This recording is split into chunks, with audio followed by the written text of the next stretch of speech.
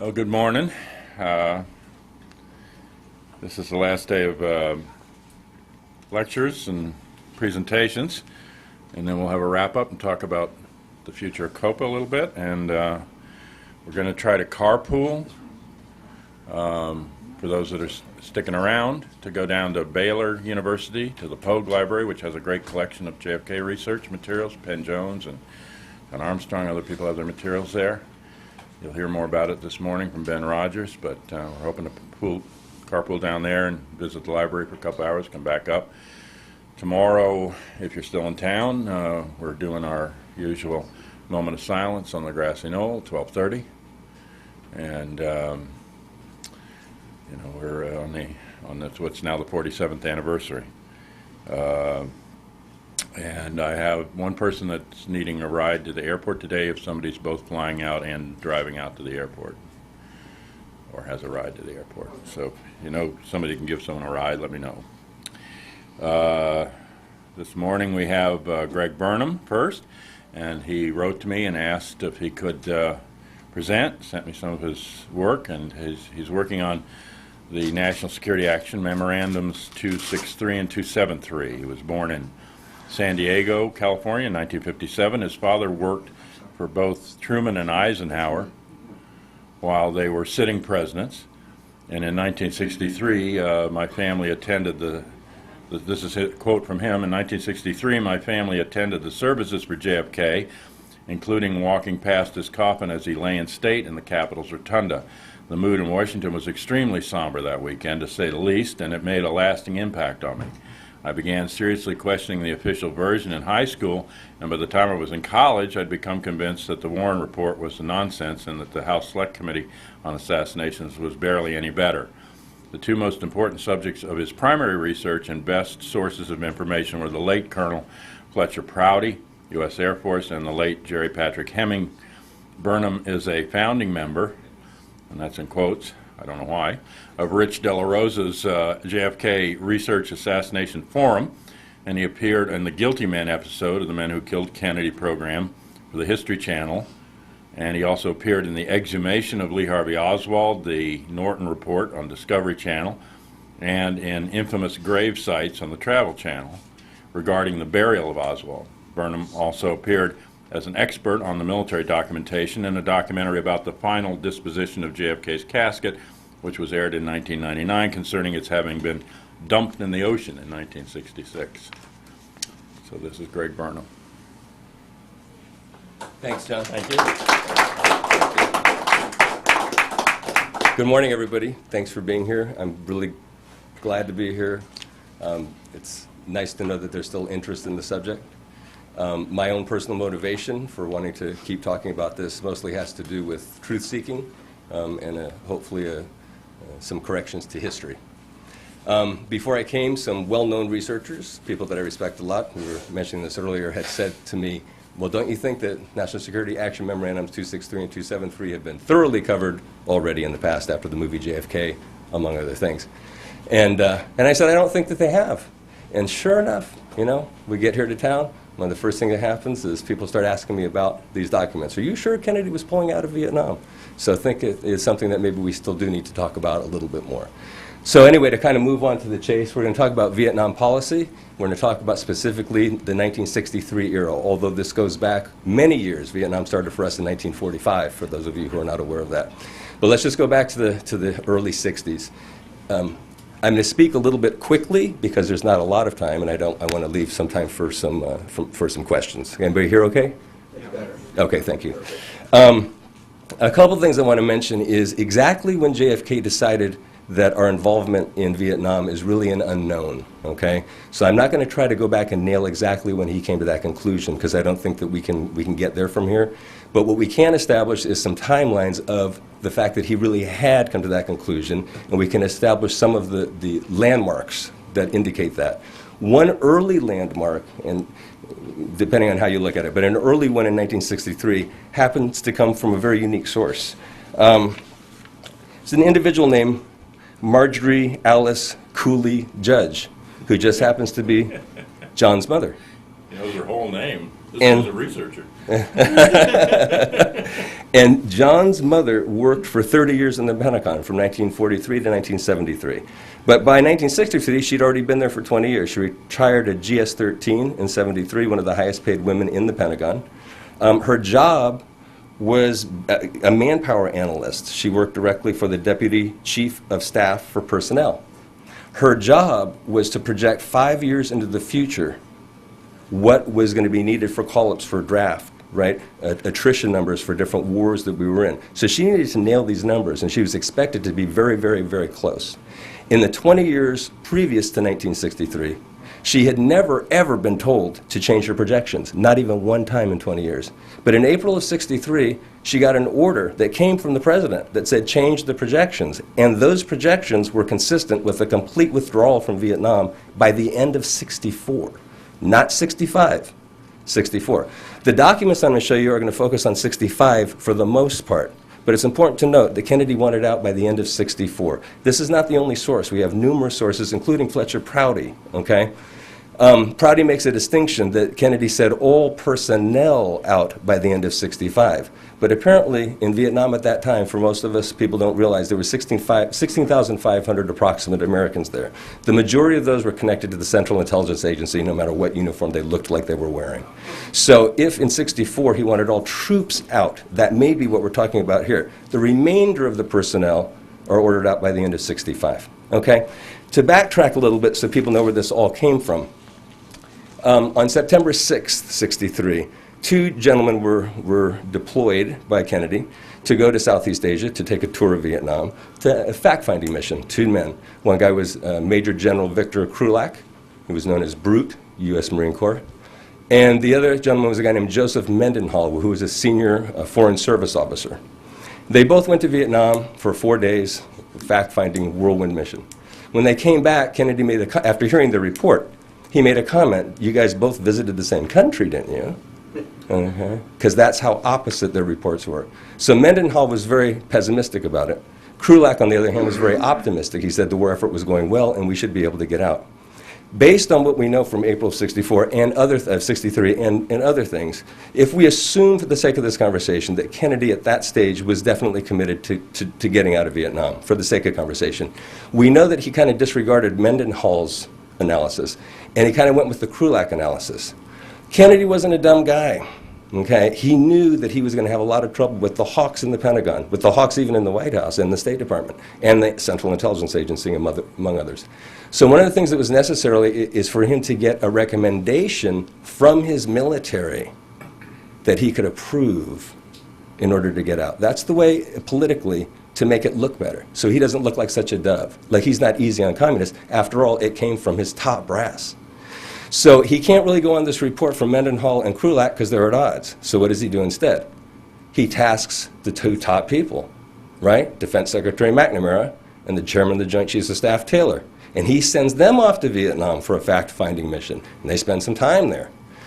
Most people don't realize while they were there, does anybody think that they had the time to write the McNamara-Taylor report and bind it in leather while they were in the rice paddies of the Delta? See, it's kind of silly, right? What we do know today is that Kennedy basically dictated the McNamara-Taylor report, at least the highlights, at least all the talking points, to a guy named Krulak that we just talked about, and to Colonel L. Fletcher Prouty and their staffs. They wrote what became the McNamara-Taylor report. As hard as that might seem for us to imagine, that's how Kennedy got some things done behind the scenes. They finished the report. Prouty had it flown by jet to Hawaii, because when people came back from Saigon, typically they would stop in Hawaii, and then they would continue on to Washington. This officer was tasked with handing them the McNamara-Taylor report, all bound in leather, and said to the Secretary of Defense, you and the general are supposed to become familiar with this so that when you get back to Washington, you can tell the president what you wrote in your report. Okay? So that's what they did. They came back, they were met by all kinds of media, and they handed this leather-bound report to Kennedy right there. They sat down, we've got pictures of it, everyone's probably seen those pictures. But if you look on the coffee table, yeah, it's a leather-bound report right there. Kind of hard to do when you just got back from Vietnam. Okay? So that's how that kind of started. If we move on a little bit here, so we know that that report, pardon me, that report led to an official government document known as National Security Action Memorandum 263. This came up obviously in the movie JFK. There's been a lot of controversy about what it actually meant. Part of the problem with why there's so much controversy is because the manner in which the document was written. Most of the time, a National Security Action Memorandum really is explicit about what's in it. I mean, think about this. It's a National Security Action Memorandum. It trumps every other document. So you want to really be clear about what it says in it. But McGeorge Bundy wrote it like this. Okay, now I obviously highlighted some things, but it's a small thing. Actually, if you can go back one. Okay, this is the actual memorandum, okay? So if a historian or a student of history or anybody went to look at this document, it used to be top secret, but now it isn't. You'll notice the first thing that it says is at a meeting of October 5th, the President considered the recommendations from the McNamara-Taylor report, okay? That really is a non-sentence. The next one is the policy directive. This is the most important one. It says the President approved the military recommendations contained in Section 1B, paragraph 1 to 3 of the report, but directed that no formal announcement be made of the implementation of plans to withdraw 1,000 troops by the end of '63. And then he approved a cable to go to the State Department. So if you take out this middle thing and don't know what it is, it really doesn't say a darn thing, does it? Who wrote this, by the way? Oh, George Bundy wrote that. Well, his name's going to come up again, I promise you. So anyway, so now if we go to the next slide, you'll see what this actually says. So if a person was able to go and actually dig this up and find out what it said, what's really interesting about it is it says withdrawal, doesn't it? Yeah, to complete the military campaign in the north and central areas by the end of '64, as your mother said, and in the Delta by the end of '65. And here, these are just ways of getting that done, a little bit of logistics. Then here, a program be established to train Vietnamese so that essential functions now performed by the U.S. military personnel can be carried out by the Vietnamese by the end of 1965. Does that sound like we're leaving? Sounds like it to me. And withdraw the bulk of all U.S. personnel by that time. And then again, to withdraw 1,000 by the end of '63 to start the process. Okay, again, this is a National Security Action Memorandum. This is the only portion of that entire McNamara-Taylor report that was basically dictated by Kennedy that he approved. So in the future, when we're talking about future documents here, when you hear reference to the McNamara-Taylor report, we all need to think, no, this is the part that was approved from the McNamara-Taylor report. This is the only part, okay? So getting lost in the details of the McNamara-Taylor report to make these other directives that escalated the Vietnam War, see, that's an illusion. That's an illusion. This is the part that Kennedy established, okay? On November 22nd, 1963, our policy was this one, okay? Moving on to the next slide. Okay, now, to confirm this, there's been arguments made that said, yeah, but 3 weeks after Kennedy signed NSAM 263, there was a change, a major change in Vietnam, right? President Diem was assassinated, and so was his brother. The generals took over there, et cetera, et cetera. So, that's probably what changed our policy. Okay, that's specious at best, okay? 2 weeks roughly after NSAM 263 was signed, there was a Honolulu Conference agenda cable. It was a joint State and Defense Department cable, okay, that was sent basically directing people as to what the agenda of the Honolulu Conference, which was to take place on the 20th of November, 1963, what the agenda was to be. And if you look at the next slide, there's a lot going on here, right? Typical type of a cable.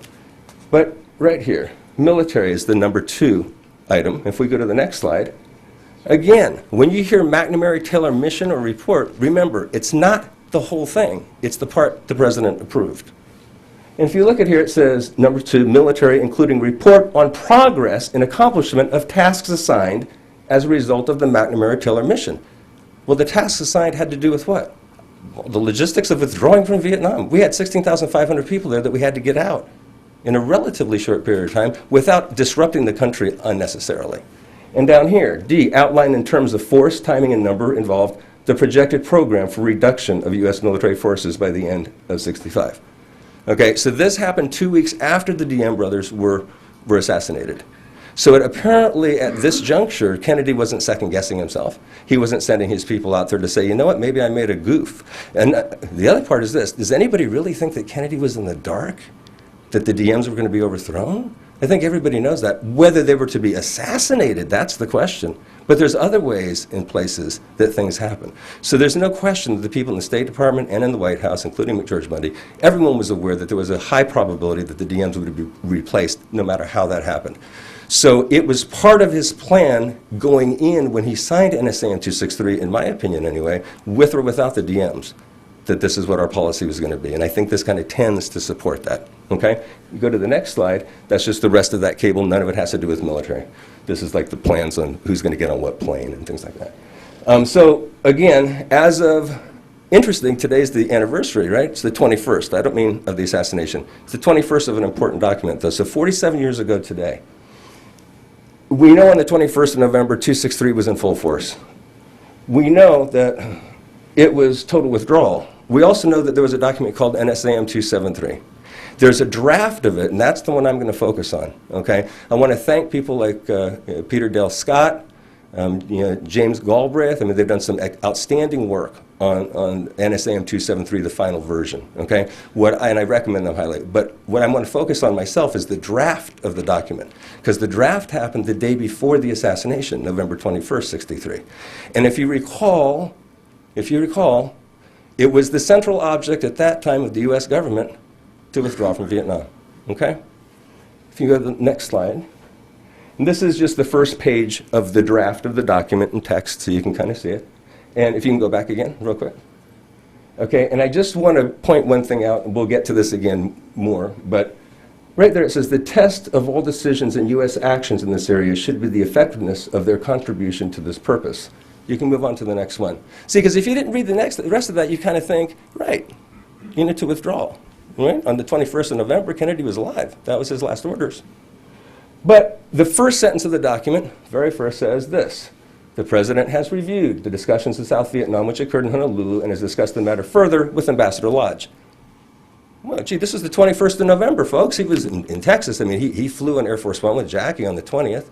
They had their conference on the 20th and part of the 21st. And McGeorge Bundy wrote this document the evening of the 21st. Kennedy was on a tight trip here. You guys all know that. We're all researchers, right? A very tight schedule. He spoke in a meaningful way about the Honolulu conference, I guess over the phone, and said, I'm changing my mind. Well, I'm not buying that for a second. Okay, but that's what we're to believe. So you move on here. We can confirm something else from the Gravel edition of the Pentagon Papers. The meeting, this is referring to the Honolulu conference, ended inconclusively after Ambassador Lodge had conferred with the President a few days later in Washington. And the White House tried to pull together some conclusions and offer some guidance for our continuing and now deeper involvement in Vietnam. This all happened in one day? Well, that's just kind of an amazing thing to me. But we know that the first and only president that conferred with anybody about the Honolulu conference was LBJ. It's absolutely not in question at this point. So I have, just an interesting maybe aside. We have two different presidents. They're both at odds with each other. The Vice President of the United States, Johnson, and Kennedy, come on. They didn't see eye to eye on most things, right? They butted heads all the time. Yet McGeorge Bundy writes a document that he just nails for the guy coming in. Isn't that kind of interesting? Barely a change to it. We'll talk about the changes he made a little bit. Peter Dale Scott again's done a great job with that, so has Kenneth Galbraith, but just an amazing, he's psychic. Okay, so if we move on to the next one. The first sentence, getting back to this one, it remains the central object of the United States and South Vietnam to assist the people and government of that country to win their contest against the externally directed and supported communist conspiracy. Does that sound like withdrawal to you? See, on November 21st, Kennedy's policy was not to win the contest against them. That was over. We were moving out. We were going to switch things over. So somebody knew something, it seems to me, on the 21st. The test of all decisions and U.S. actions in this area should be the effectiveness of their contribution to this purpose. So now McGeorge Bundy has made the winning of the contest against the conspiracy, the communist conspiracy in Vietnam, the way that you measure literally everything else that's done in government regarding this issue. And that just seems to me like a major policy change before the fact. Can we go to the next slide? Okay. The New York Times came out on the 21st. Actually, it was dated the 20th, but I think it hit the stands the 21st. The New York Times, this came from Microfiche from Fletcher Prouty. And if you go to the next slide, since we can't read that too well, and I just kind of highlighted a few points. So again, this is the day right after the conference, or actually the 20th, so the day of the conference, right after it. And I'll just skip ahead to the department spokesman reported tonight an encouraging outlook. They said the United States had already established excellent working relations with the new Vietnamese government. So that kind of throws out the idea that everybody was so scared because the DMs were gone. Now we have an excellent relationship with them, according to this. And these were the assessments emerging tonight from the administration's first full-scale review of the Vietnam situation since the military coup in which DM was killed. And down here, there were no basic changes in United States policies and commitments to South Vietnam. And down here, the spokesman declined, however, to disclose any recommended changes until Secretary McNamara and Ambassador Lodge have an opportunity to report to President Kennedy later this week. Okay? So yeah, sure, there are going to be some changes. Sure, to implement policies, yeah, you make changes. Do you reverse policy without talking to the President first? Well, you wouldn't think so. The next slide goes to the Foreign Relations of the United States. This is a State Department document. So I said to myself, you know what, maybe I'm just missing something. Maybe there's stuff in the record that shows that they actually discussed Vietnam. And they actually discussed withdrawing from Vietnam and said, no, that's not going to work. And they had all these great reasons why, and they were going to come back and they were going to tell it to Kennedy.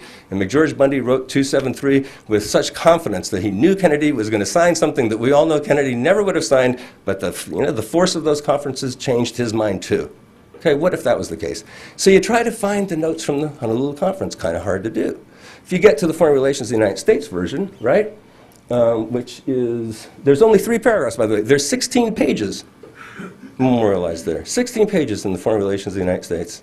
But there's only 3 small paragraphs. They look big here because I blew them up. There's 3 small paragraphs that mention anything about the Taylor-McNamara report. If you recall, when we hear that, it means withdrawal. And anything about withdrawal in it, 3 small paragraphs. And when you read them, well, they seem to be consistent with withdrawal to me. You know, first, as regards to all U.S. programs, military, economic, psychological, we should keep before us the goal of setting dates for phasing out U.S. activities and turning them over to the Vietnamese. The next, the date mentioned in the McNamara-Taylor statement of October 2 on U.S. military withdrawal had and is still having a tonic effect. So the Vietnamese seem to be kind of enthusiastic about taking over the effort themselves. Accomplishment of tasks assigned as a result of the McNamara report. I'm sorry, I should have bolded all that.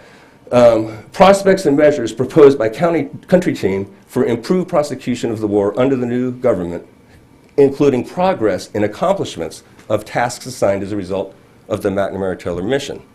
And finally, it says, here follows discussions, blah, blah, blah, reduction of U.S. military forces by the end of fiscal year 65. Next slide. Here follows discussions. What discussions? You see, because that's where it ends. You all can all go look there yourself. Okay, it's the Foreign Relations of the United States, right? Our involvement in Vietnam. It's volume 4, August 63 through December 31st, 63, I believe, if I'm not mistaken. The next entry in the FRUS is November 22nd, 63 at 8 o'clock in the morning, where McGeorge Bundy is sitting there providing over a breakfast or a daily staff meeting.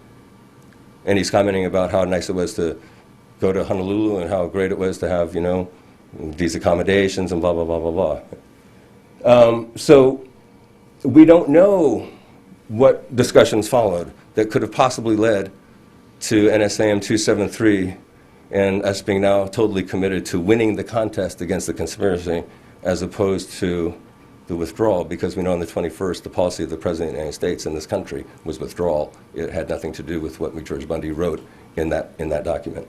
If we move on to the next one, and this is the last one I'll go through. This particular paragraph disappeared from the final version of National Security Action Memorandum 273. The only person I've ever heard talk about it was Fletcher Prouty.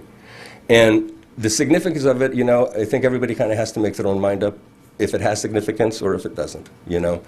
But just, what is he talking about here? I mean, the word Vietnam in every other paragraph of NSAM 273, even the draft, has the word Vietnam in it, or the McNamara-Taylor report, because that's what they were talking about.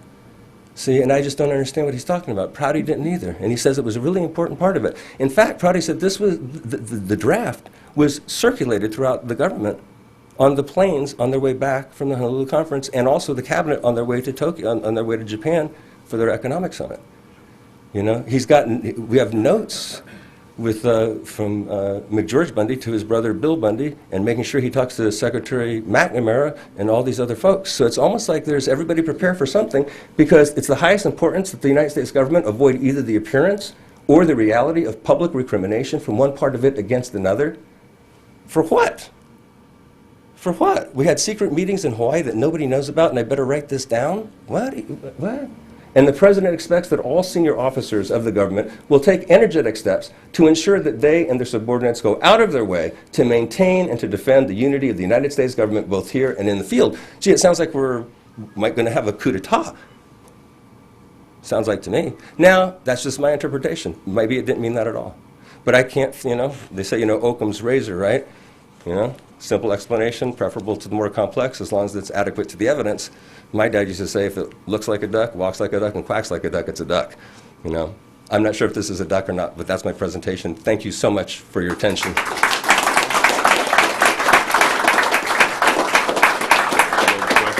Yes, and if everybody had any questions as well. Yes, sir. Greg, do you think George Bundy was involved in the coup d'etat, and ditto question for Henry Lodge? Say that last part. Same question for Henry Cabot Lodge. Oh, those are tough questions for me to answer, to be honest with you. Can you repeat the question? Yeah, his question basically was, do I personally think that McGeorge Bundy and or Ambassador Henry Cabot Lodge were involved in the quote-unquote coup d'etat? Okay? And part of my answer to that would be a flat-out no, in one sense, in terms of, well, obviously you're not talking about shooters. But how far up the chain here did they go? I don't know. What I will comment on, I feel strongly that they had foreknowledge. Okay? Particularly McGeorge Bundy had foreknowledge. I am also convinced that Henry Cabot Lodge had a lot to do with an attempt to unsettle Vietnam. As we know, he was quite responsible for the demise of the DMs. I mean, he contributed to that heavily. And for what possible motivation do you do something like that, to destabilize the government? So. Wasn't McBundy in charge of the Rockefeller Foundation? Yes, prior to. And Kissinger, of course, had a relationship. Well, there are a lot of different relationships. So my question there would have been, is I believe is Rusk really is the Rockefellerization of This- American foreign policy? Yeah, to be honest with you, that's an area that I'm not going to explore, because I'm trying to focus here. And I'm not saying it's not a good question, because it is. It's just one that I don't have an adequate answer for in the short time. Thank you. Anybody else? No? Oh, yes, sir. Well, Arthur Kroc wrote that article, Kennedy would come from the CIA to the Pentagon or ever an overthrow, and I know that he thought, by giving that job to Henry Cabot Lodge, he was kind of putting a thorn in his side, but then it started working against him. But McGeorge Bundy, I remember reading, someone from the plane calls down to the ground and is talking about a lone nut known at 35,000 feet. That was another question, but that's it, I guess. Yeah, there are so many anomalies, as you all know, in this. The investigations were done so poorly that I think there's a lot of questions that we'll all have for a long time. Yeah, Any idea when loyalty turned away from JFK? I mean, if he hired him onto his staff, you're loyal to the guy who hired you. Yeah. Yeah, that's a great question. My first inkling of I'm not sure whether he ever was, okay? And again, that's just my personal opinion. I don't know that he ever was. I know that as soon as as quickly as the Bay of Pigs, right? We know that he's the person who called General Cabell, right, in the CIA, and what did he do? He told him to cancel the airstrikes from Nicaragua to the Bay of Pigs. See, well, that was Kennedy's last standing order in the Bay of Pigs. Was if you don't take out Castro's T-33s, the remainder of his little Air Force, they're maneuverable. I mean, they call them trainers, right? They're jets. They're maneuverable. They're going to shoot down B-17 bombers, or B-29s, or B-26s, or whatever it was we were using at the time, So they were going to shoot those down if we didn't get them. So the fact, and if you look at the Cuban Study Group's report that Maxwell Taylor was the head of, Dulles was on that. Of course, he was on the Warren Commission report, so you can't trust him. And a number of other things, right? The immediate cause of failure of the Bay of Pigs was the cancellation of those airstrikes, and that was by McGeorge Bundy. So that is, to me, that's like, I mean, the fact that he didn't get fired along with Dulles and Bissell and the rest of them is, a little bit of a mystery. So very early, yeah, first few months. So yes, sir. Hi, Greg. Ed Tatro. Ed, How are Good you? to see you. Good to see you. Good to see you. But this is going to be the tough questions now. Okay. Well, it's not a question, it's more of a commentary. Even I don't remember now because it's so many years ago, but when I received the rough draft of 273, I pursued the libraries about it. And as I recall, off the top of my head, the LBJ library informed me that there were rough drafts of the rough draft. And they said they were classified and that they needed an American citizen to fill out the forms and that perhaps they could get them declassified. So they sent me the forms and I filled out the forms, and as a result, they were declassified, and I received them. And there was like, as I recall, it was like 8A, AB or something like that. And the roughest draft had handwriting on them. And I asked whose handwriting was that, and they told me it was McGeorge Bundy. So I took those documents and I immediately mailed them to Fletcher Prouty. And Mr. Haslam's question, Mr. Morrow's question here, the letters I received from Fletcher, he absolutely believed that Bundy was guilty as hell. And he then took the document and he said, "You've found a blockbuster. This is amazing." I mean, he was going crazy over it. And he then, I didn't know it, but he was meeting with Stone, and that's how this whole thing got going. And so here I am, the little nobody. And of all ironies and irony, I mean, I'm the guy that's focused on Johnson, and it was the LBJ Library and I who collaborated together. The irony of life. But I would like to ask you one question. Because it's clear from Robert Sam Manson's extensive article back then that Newman and Prouty and Stone, there was this huge feud where Newman was saying, don't go with Prouty, you're going to look like a fool. And there was obviously, I don't know what you know about all that. Well, yeah, I mean, there are some points of contention. You know, I don't want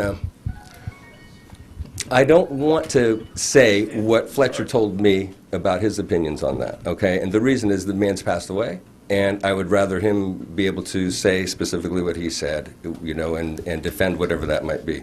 It wasn't flattering, you know. I'll say that he acknowledged that he got a lot right, that Newman got a lot right. He also acknowledged that there was stuff that was just seemed to be steering the wrong direction in his opinion. I thought it was kind of interesting that Stone at the National Press Club ended up, right, combining two people, right, when they said, you know, he was accused that Man X really didn't exist, and he said, well, he does exist. He primarily is Fletcher Prouty, who's sitting up here with me, and also partially the information for that character came from John Newman. So I think Stone was kind of caught between the two of them to a degree, too. And it's really hard to argue with somebody who was there. Now, Fletcher was there. I mean, that's, you know, it's one thing for a historian to say what happened, another thing for somebody who was there to say, well, you know, do some more research, maybe. So, oh, yes, sir. Greg, quick question here. Was Nelson Rockefeller a hawk on the Vietnam War? And the second question is, who did Lyndon Johnson support for president in 1968 covertly? Well, that's interesting. I don't know the answers to either of those questions. You know, Rockefeller I could speculate about. I haven't done sufficient research. It would be irresponsible for me to go there, to be honest with you. I wouldn't be surprised if he was, you know, but I don't know. The second part of your question was? Who did Lyndon Johnson support for president covertly in the spring of 1968? I think Fidel Castro. Nelson Rockefeller, according to Robert Dalek's book. Okay, well then you knew the answer to that question. All right, thank you, John.